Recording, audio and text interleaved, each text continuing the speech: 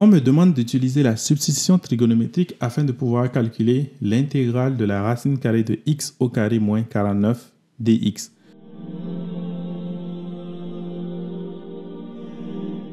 Ici, je vais chercher à retrouver une forme qui ressemble à x au carré moins a au carré. Et dès que j'obtiens cette forme, je dois faire un changement de variable en posant que x est égal à a multiplié par sécante de θ. Et qu'est-ce que cela implique?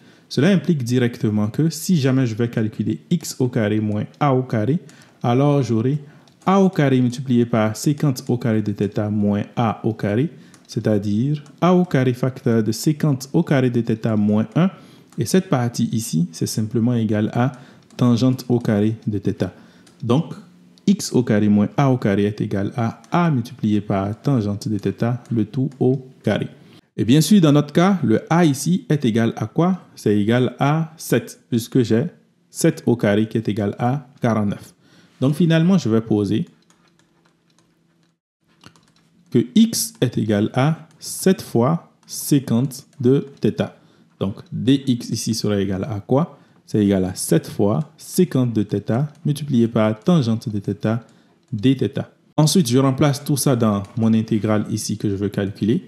I est égal à quoi? C'est égal à l'intégrale de la racine carrée de x au carré moins 49 ici. C'est comme x au carré moins a au carré. Donc, c'est égal à cette valeur-là. C'est égal donc à 7 fois tangente de θ au carré. Et ensuite, je remplace dx par sa valeur qui est ici. Donc, multiplié par 7 fois sécante de θ, tangente de θ, dθ. Bien sûr, on aura la racine carrée et le carré qui vont disparaître, ce qui va me donner l'intégrale de 49 fois sécante de θ multiplié par tangente au carré de θ dθ. Et à partir de là, je me retrouve avec une intégrale trigonométrique.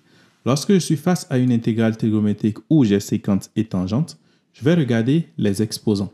Donc l'exposant de sécante ici, c'est égal à 1 et l'exposant de tangente, c'est égal à 2. J'ai deux cas qui sont faciles. Le cas où l'exposant de tangente est impair et le cas où l'exposant de sécante est pair. Donc ici, on remarque qu'on n'a aucun des deux cas. Donc ça veut dire qu'on est dans une situation qui est relativement difficile. Je dis relativement difficile parce qu'en réalité, c'est quand même possible de le calculer. Qu'est-ce qu'il faut faire ici? Dans le cas où on n'a pas les deux cas faciles dont j'ai parlé, alors il faut chercher à transformer tout en fonction de séquence.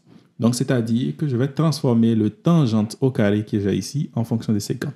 Puisque tangente au carré de θ est égal à sécante au carré de θ moins 1.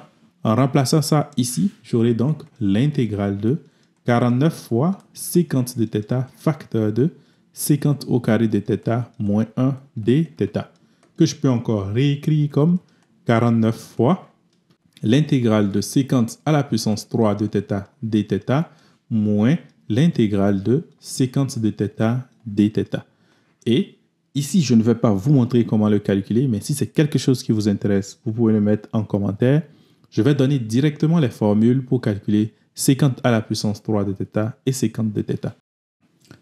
En réalité, l'intégrale de sécante à la puissance 3 de θ dθ est simplement égale à 1/2 du logarithme népérien de sécante de θ plus tangente de θ plus 1/2 de sécante de θ tangente de θ plus une constante. Et l'intégrale de sécante de θ dθ est simplement égale au logarithme népérien de sécante de θ plus tangente de θ. Bien sûr, si c'est quelque chose qui vous intéresse, comme je l'ai dit un peu plus tôt, demandez-moi simplement cela en commentaire et je vais le faire avec plaisir. Donc ici, si je remplace les deux formules, je vais avoir que I est égal à quoi? C'est égal à 49 fois 1/2 de sécante de θ tangente de θ. Ensuite, j'aurai ceci moins ceci, c'est-à-dire simplement moins 1/2 de logarithme népérien de sécante de θ plus tangente de θ. Et ensuite, j'ajoute plus une constante. Et vous allez me dire qu'on n'a toujours pas fini, puisque je veux trouver un résultat qui dépend de x et non de θ. Donc après cela, on utilise simplement la technique du triangle. En effet, il s'agit juste de construire un triangle rectangle comme ça avec l'angle θ. Puis ensuite, on revient à qu'est-ce qu'on a posé. On avait posé que x était égal à sécante de θ, pardon, 7 fois sécante de θ. Donc, ça veut dire que sécante de θ est égal à x divisé par 7.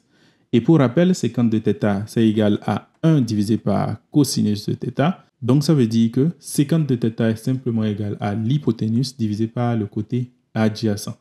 Donc, ça veut dire que dans mon triangle ici, je peux représenter x là et représenter 7 ici. Ce qui veut dire que de ce côté, j'aurai la racine carrée de x au carré moins 7 au carré, ou simplement moins 49. Et à partir de là, il y a beaucoup de choses que je peux tirer. Je peux déjà commencer à voir que sécante de θ est égal à quoi? Sécante de θ est égal à x divisé par 7, par ce que j'ai posé ici. Ensuite, tangente de θ est égal à quoi? Tangente de θ, c'est côté opposé divisé par côté adjacent. Donc, ça me donne racine carrée de x au carré moins 7 divisé par 7. Et ensuite, j'ai quoi? J'ai fini. En fait, je remplace simplement cela dans mon i qui est là. Donc, ça veut dire que i est égal à quoi? I est égal à 1/2 de x multiplié par la racine carrée de x au carré moins 49. Ici, il s'agit de 7 au carré. Et ensuite, moins 49/2 multiplié par le logarithme népérien de x plus racine carrée de x au carré moins 49. Bien sûr, on peut diviser par 7, mais ça va devenir simplement une constante. Donc, je peux juste augmenter la constante comme ça. Et ça, c'est le résultat auquel on s'attendait.